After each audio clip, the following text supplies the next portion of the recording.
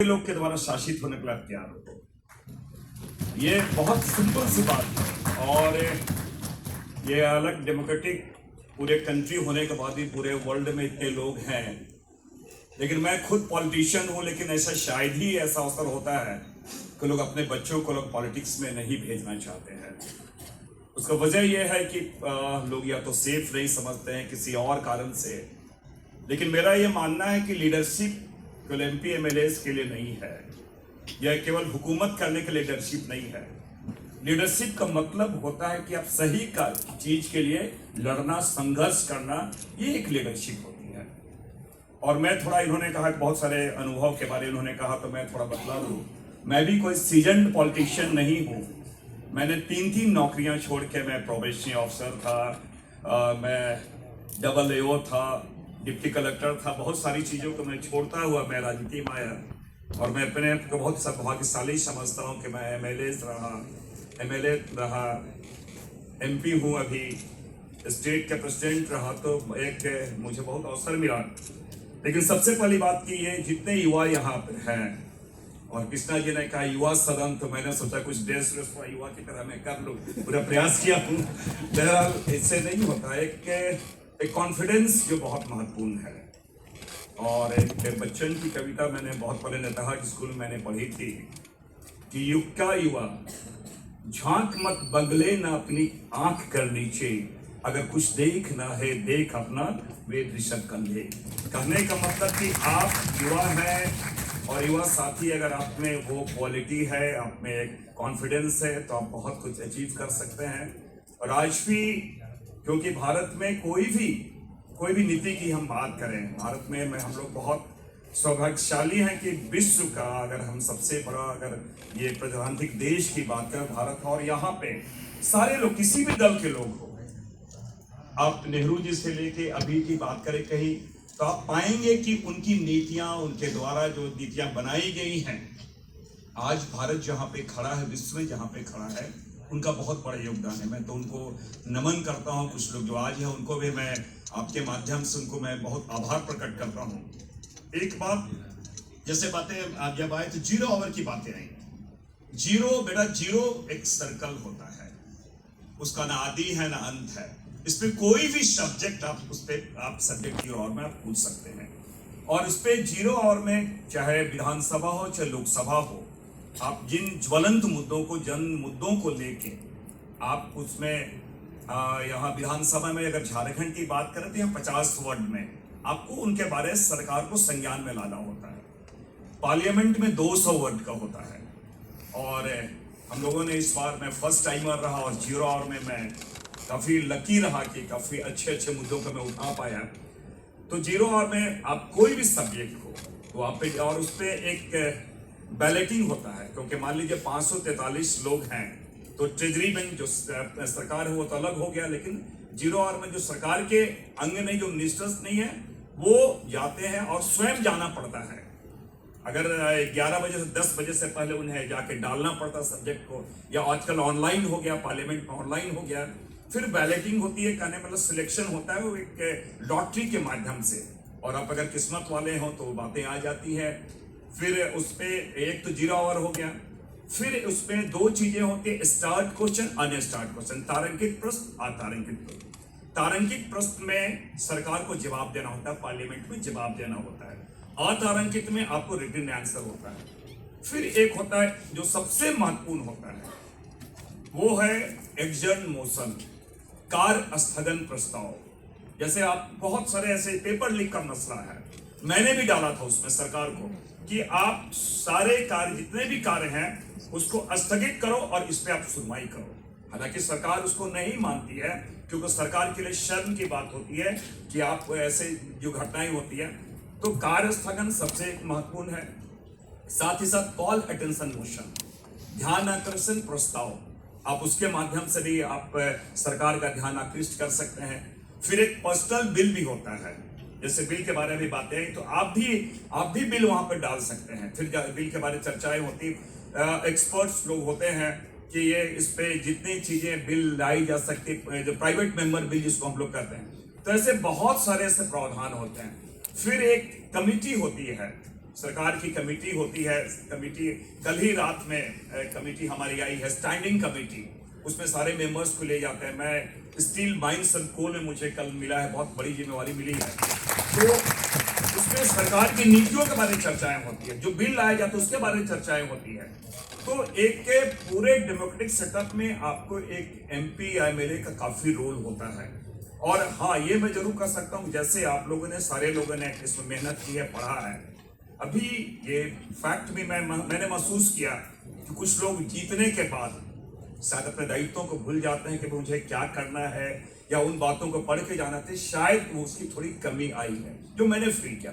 बहरहाल आप लोग से मेरा विनम्र निवेदन है कि आप जहां भी हैं पढ़ें जरूर और इसमें पार्टिसिपेट जरूर करें। पार्टिसिपेट करने का मतलब क्या, पॉलिटिकल हमारे क्या इशूज हैं, क्या हमारे पॉलिसीज हैं, उनके बारे में चर्चाएं होनी चाहिए।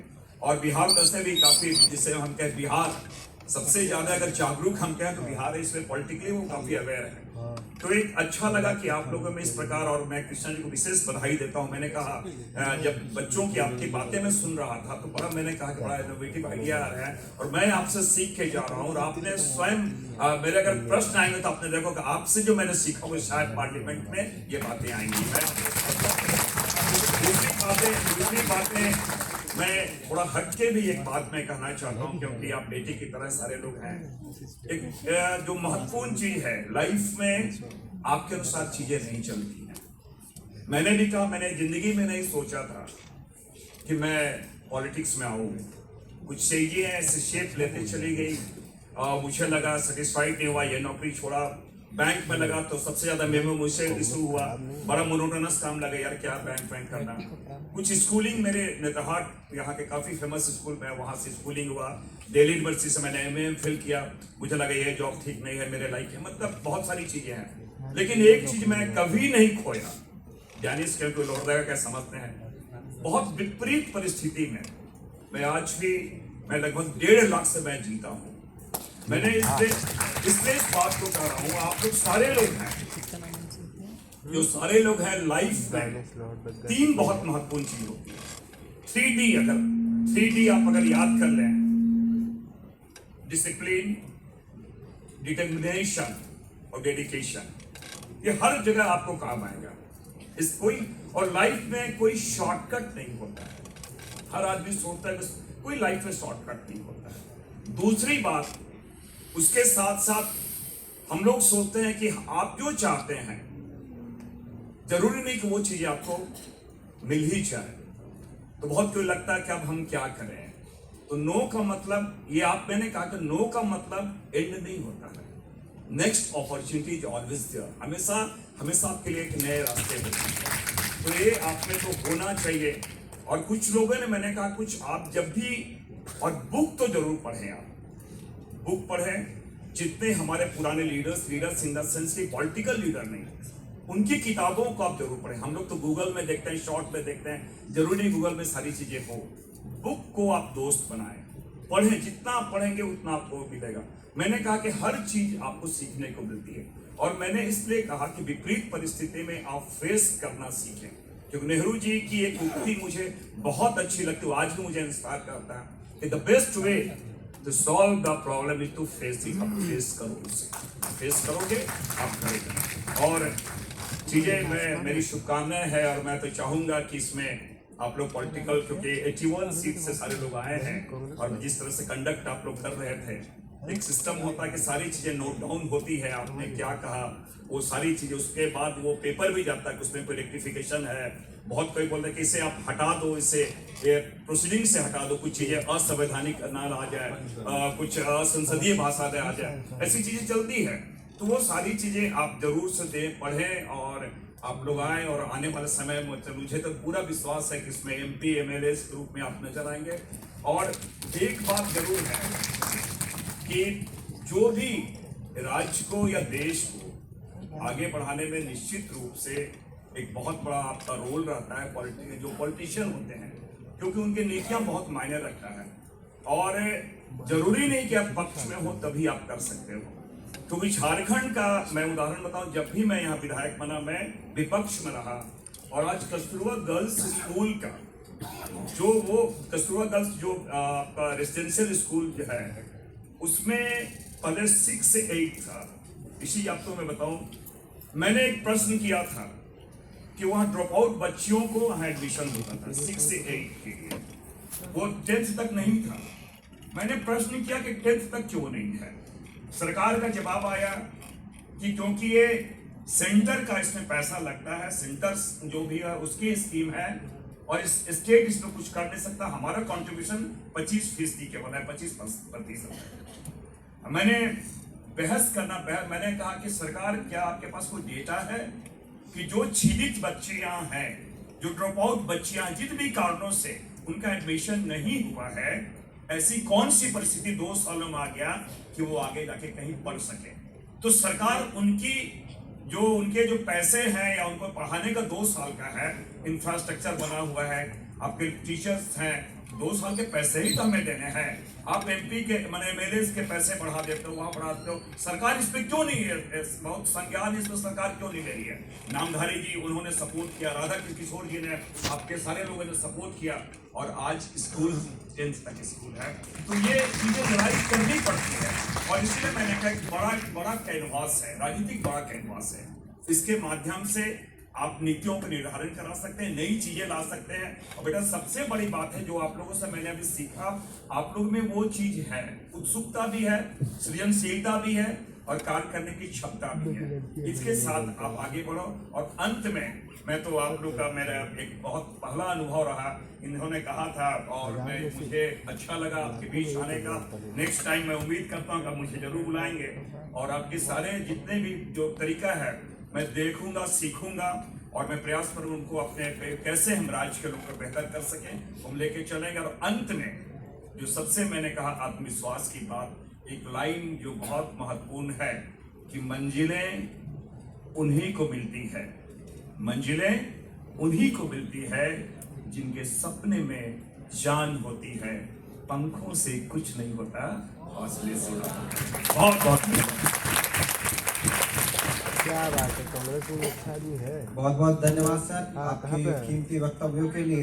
आशा करते हैं जो हमारे युवा सदन के माननीय विधायकगण हैं, सर के अनुभव से और इनकी वाणी से जरूर फायदा प्राप्त करेंगे।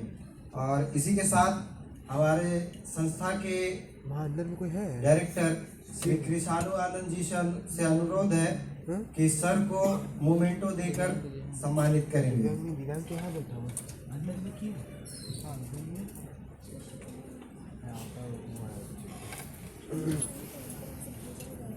ठीक राउंड हुआ जाए तो क्या करेंगे। स्पीकर महोदय रहेगा तो अच्छा लड़का है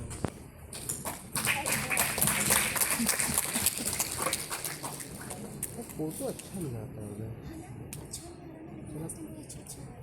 और हमारे ज्यूरी मेंबर्स यानी निर्णायक मंडली श्री चंद्रदीप वित्तल जी और मैम नेहा कौर जी।